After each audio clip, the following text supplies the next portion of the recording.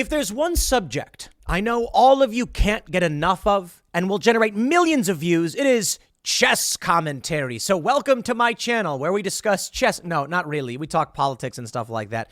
But this story is really fascinating. You've probably heard it a little bit, and I am really interested in this. The reason I am, the chess cheating scandal, is because of the defamation lawsuit around this. And of course, as we talk about the media, the lies, the corporate press, I am fascinated by this story. Embattled chess grandmaster Hans Niemann sues Magnus Carlsen, others, for $100 million over cheating allegations. Let me give you the gist of it. You got this guy named Hans Niemann. He goes up against the best, Magnus Carlsen, the best chess player ever. Or so they say. And Magnus Carlsen loses. And not only does he lose as the best to this Hans Niemann, who's nowhere near the best. I mean, he's in the top 100. I think he was like ranked number 40 after this. I'm not sure. But he's a good player. Magnus Carlsen lost with the advantage of playing with the white pieces, getting the first move. So naturally, a lot of people wondered how it's possible. It turned into this crazy scandal where Hans Niemann was accused of cheating by using vibrating adult toys inside his body, if you know what I mean.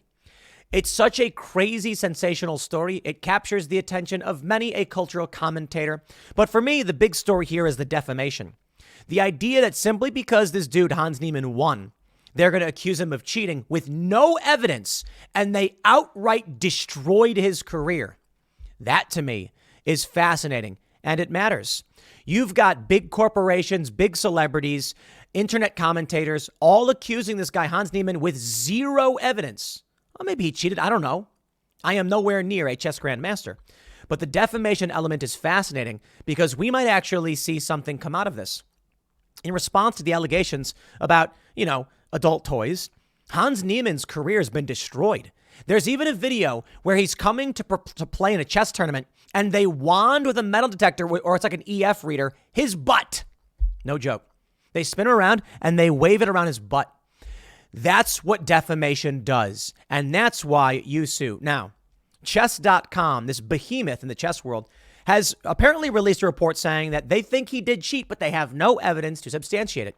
They've banned him from the platform. There's a whole bunch of stuff. Let me make sure I get the details right because I was reading through the lawsuit.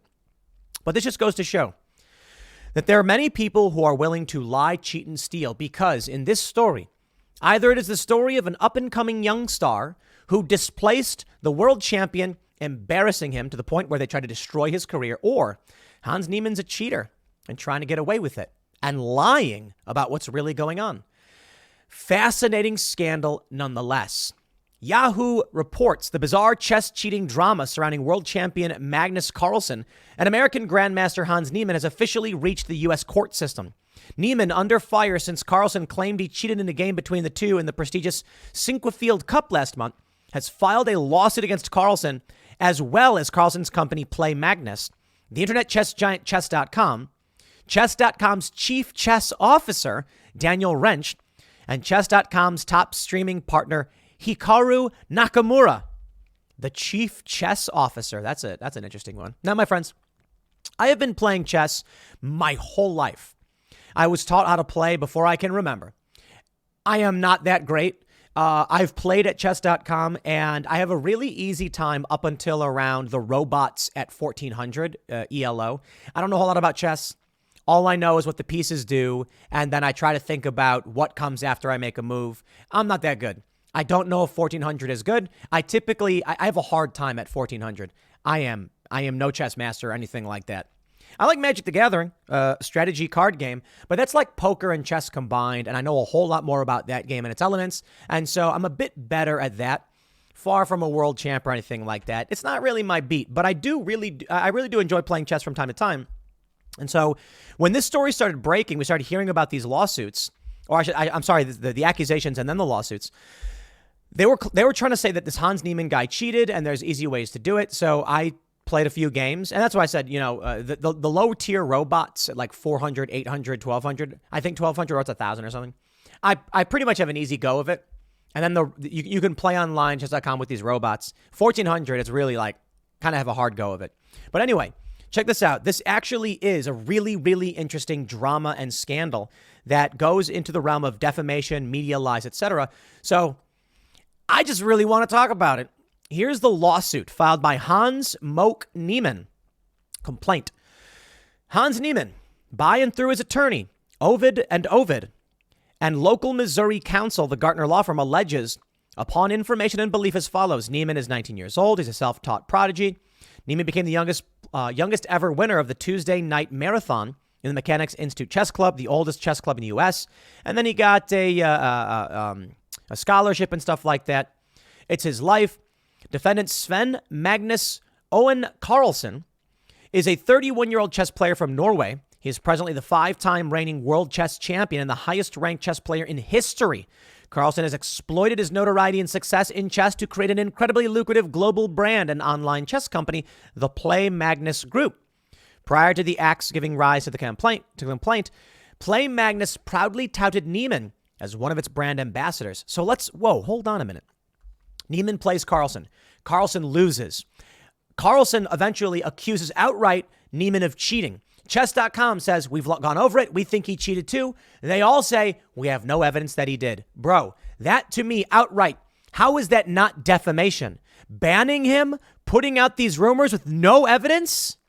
Okay, dude, maybe the success of Hans Niemann doesn't make sense, but you cannot do that. I think it's defamation. If you've got evidence, file a complaint, present your evidence, have it tried, but to go out in public and be like, I can't lose, I'm too good. Because let me just tell you how I see it. As a layman who knows the rules of chess, but is not that good, I see Magnus Carlsen as an old guard, losing to a 19-year-old with no evidence, accusing him of cheating, trying to destroy his career. That's amazing. In fact, they even bring up in this lawsuit that a bunch of people point out Magnus made a bunch of mistakes in that game. Here we go. Here's what they say. On September 4th, Niemann soundly defeated Carlsen during an in-person game at the prestigious Sinquefield Cup chess tournament in St. Louis, Missouri. Notably, this was not the first time that Niemann beat Carlsen at chess, just the first time he did so at an FIDE-sanctioned event. Niemann's upset victory effectively dashed Carlsen's 2 remaining statistical ambitions, achieving the 2900 FIDE performance rating for the first time in history and breaking his own world record unbeaten streak in the FIDE sanctioned events. These accomplishments, if achieved, would have solidified Carlsen as arguably the greatest chess player of all time and made his burgeoning chess empire even more valuable. Making matters worse for Carlsen, Niemann embarrassed Carlsen by playfully taunting him during his post-match interview. Notorious for his inability to cope with defeat, very colorful language in the lawsuit, Carlsen snapped. Enraged that the young Niemann, fully 12 years his junior, dared to disrespect the king of chess, and fearful that the young prodigy would further blemish his multi-million-dollar brand by beating him again, Carlsen viciously and maliciously retaliated against Niemann by falsely accusing Niemann without any evidence of somehow cheating during their in-person game and demanding the organizers of the Sinquefield Cup immediately disqualify Niemann from their tournament. That right there is insane. Without evidence. Sorry, man. I'm with Niemann on this one. Maybe he cheated. A lot of people are pointing out, these weird statistical things, making their argument. Don't care. Innocent until proven guilty. When the tournament officials refused to comply with Carlsen's corrupt and cowardly demand to baselessly eliminate Niemann from competition, Carlsen lashed out again, this time by boycotting the remainder of the Sinquefield Cup in protest, an unprecedented act for a top chess professional, let alone the reigning world champion. Carlsen then confirmed his defamatory accusations against Niemann with a provocative post on Twitter, which had the intended effect of disseminating Carlsen's false accusations that Niemann had cheated against him across the globe. Days later, Carlsen was scheduled to play Niemann again in the Juliuz Baer Generational Cup. Rather than seek to redeem himself from his unexpected loss to Niemann, Carlsen gutlessly forfeited the game after making one move and then issued a press release repeating his false accusations that Niemann had cheated against him at the Sinquefield Cup. I'm going to pause right there. That right there put me even more on the side of Niemann in this debate. You didn't even make a move, bro. That doesn't add up to me. He says, okay, I'll play a game. Hans makes one move. He makes one move. Hans makes one move. Carlsen quits, forfeits. How does that prove cheating happened? It proves that you just walked away with no evidence and no reason to believe he was cheating. I suppose the argument that was made, I'm sure the chess commentators made more arguments about the game itself than I could, the better ones than I could. But one thing I read was the second move made by Carlsen was weird and shocking for his skill level and seemed to have played right into the strategy that Carlsen would have had. But he made one move. Like, adapt, bro. I just don't buy it. I don't. They say Carlsen's unprecedented actions, coupled with his unfounded accusations, sent shockwaves through the chess world and instantly thrust Niemann into the center of what is now widely reported as the single biggest chess scandal in history. Is Hans using adult toys? I'm trying to be very careful here. In his own body. I don't buy it. They wanted him. He's played these games. Dude, if Niemann has found a way to cheat that is undetectable, well then, there you go. He broke your game. He broke your machine. Following Carlsen's defamatory accusations, a flurry of independent and unbiased sources, including the tournament organizers and arbiters of the Sinquefield Cup, and FIDE and the world's foremost experts in cheat detection, have uniformly confirmed there is no evidence that Niemann cheated in any of his games against Carlsen, including at the Sinquefield Cup, particularly given the more than ample anti-cheating security measures used at the event. Unbiased top chess analysts have dissected Niemann and Carlsen's Sinquefield Cup game in excruciating detail and concluded that Niemann's victory resulted more from Carlsen's particularly poor play than Niemann's particularly exceptional play. I have seen that commentary as well. You know, if you want to ask me what I think happened, I just tell you, excuse me, people make mistakes. That's it. Carlsen is arrogant. He's playing against a young and up-and-coming young star, as they call it. And he made a couple mistakes and then was like, oh, crap, I lost. Let me tell you how I see this. I am a skateboarder, my friends. I've been doing a lot of rollerblading lately because I just like to get air. I can go up on the vert wall and just fly up and then come down. But I've been skateboarding for a long time. I am particularly good at flip tricks. That is, on the ground, jumping up at the board, making the board do weird things. I am nowhere near the best in the world, but I'm pretty good. Probably could beat some of the biggest names because, well, it's a hyper focus of mine. I have played games against people who are not that good. And you know what I do sometimes? Even when there's something on the line, I'll hold back a little bit. I'll screw around and I'll just be like, whatever, man. You know, I won't go for the victory. There's ways to play for victory and there's ways to play for fun. And I'll be at a skate park. And for those that understand skateboarding, you'll understand this better than those who don't. But I'll walk you through this. There's basic tricks. Pop, shove it. The board spins under your feet 180 degrees. A front side pop, shove it. It spins. I guess this would be with your foot kicking forward. There's a kick flip. You know, the board flips under your feet. A heel flip. It flips under your feet going forward. Those are the basic tricks. So I'll break it down. When you're playing to win, you go through your fundamentals. The easiest tricks you can do and try and land everything to force your opponent into eventually making a mistake. You go with, it's actually surprisingly not too dissimilar from chess. In chess, you want to control the board using the least valuable pieces possible early on. Not a chess grandmaster. It's just what I've read from this lawsuit. When I'm playing skate to win, I will go for the easiest, most basic tricks that I can do in rapid succession, hoping you make a mistake. Then we get to the, I guess you would say the hammers. After you go through basics and work your way up, eventually you're doing crazy tricks like hard flip, late flip, and fakey hard flip, late 180. Trust me, those are just more difficult tricks. One of my favorite moves is called a forward, I call it a big dolphin flip or a killer whale. It's a forward flip, backside 180, a big forward flip. You don't got to understand what that means. And then I can do a bunch of late flip tricks. When I'm playing against someone who, you know, is not that good, I'm not going to go for the finisher right away. Long story short, I see this story, and here's what I think based on my competition in one-on-one games, not like chess or you know, even sometimes like Magic the Gathering. I think Carlsen was goofing off. I think Carlsen thought that he could play around and make some funny moves, and it would be fun. I don't think he played to dominate.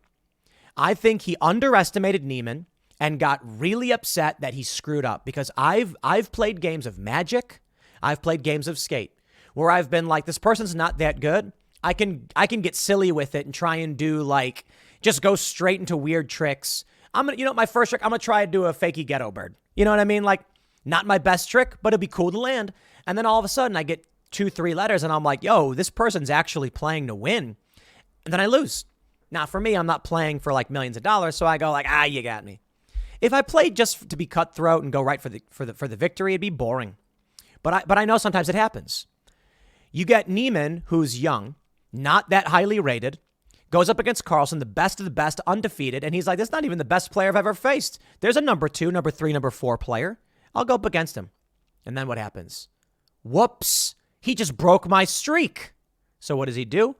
Temper tantrum. He cheated. It's the only explanation. Bro, you lost.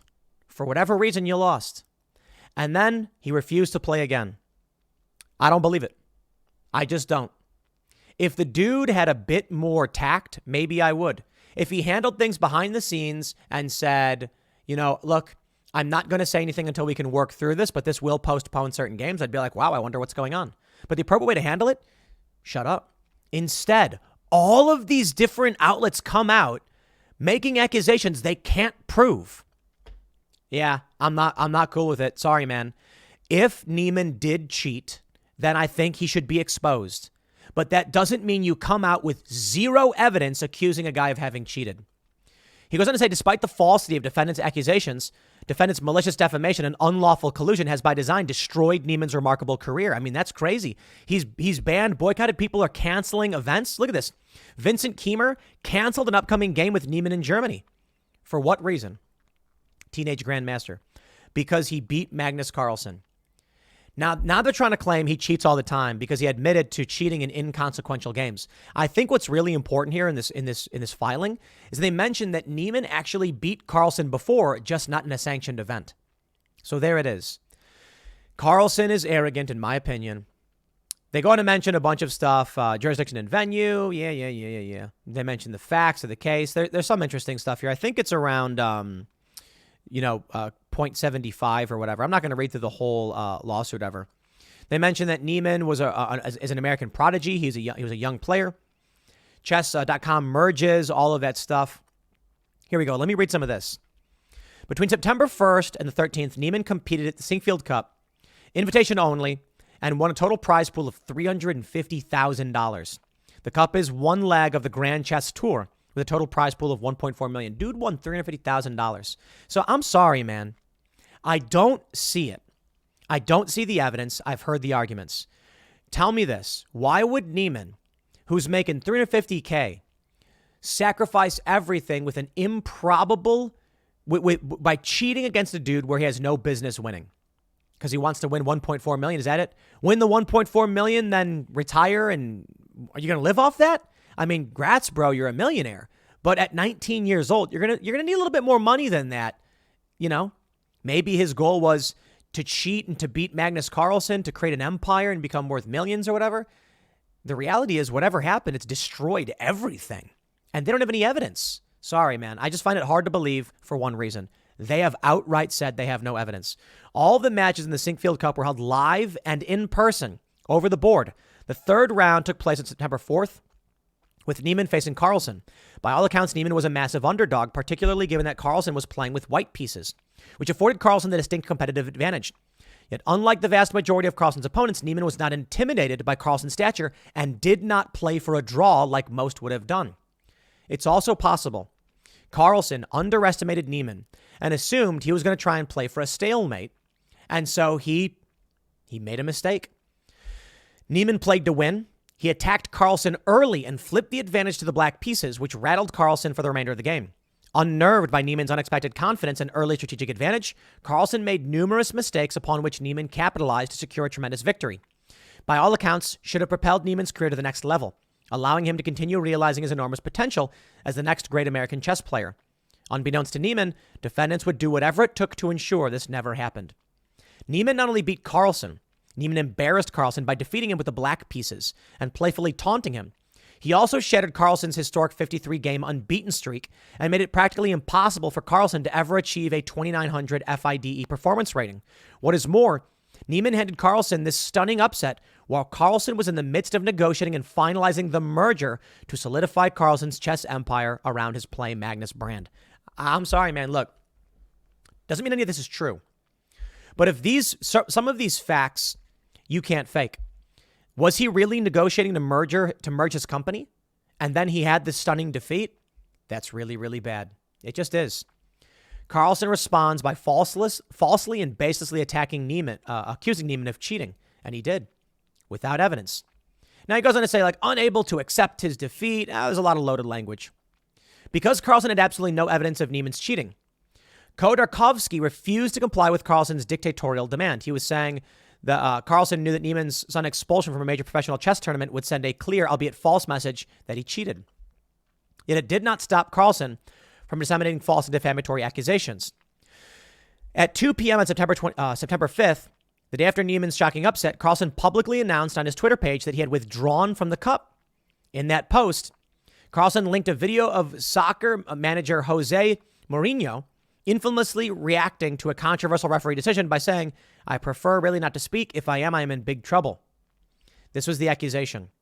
Not only did they accuse him of cheating, but the narrative that went out was that Niemann was using, all right, you ready for this one, wireless anal beads to receive secret communications.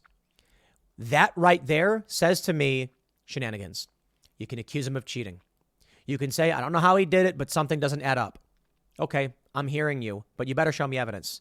But when the narrative came out, that is embarrassing and just so shocking that anal beads were used. I'm like, dude, that is just an attempt to destroy someone's career outright. You got proof? Prove it. They've wanded the guy. They had a guy wand his butt. Bro, not okay. Not okay. Sorry, man. If your system is so broke that you can't deal with cheating and you knew it was possible to do these things, but you didn't check for it, that's crazy, man. Now, look, this goes on. I could probably talk about this for 37 years, but admittedly, I don't see this as politically consequential, but I do think I do see it as culturally. I think we're dealing with a breakdown in culture across the board. And this story to me is just dramatic and fascinating. So I don't know. Look, I'll be honest. Part of me was like, do people really care about this? I do. I want to talk about it. So I will. It's not political or anything like that. But I do think that you've got something interesting here with how defamation works. We've talked about Times v. Sullivan. We've talked about defamation quite a bit. So I am fascinated as to how this plays out with this major lawsuit. I do not believe Carlsen or any of these people have a right to come out and make these claims without evidence. And they've done it. And those are harsh statements of facts causing clear damage to Niemann. So let's see how it plays out. I'll leave it there. Next segment's coming up at 4 p.m. over at youtube.com/Timcast. Thanks for hanging out, and I'll see you all then.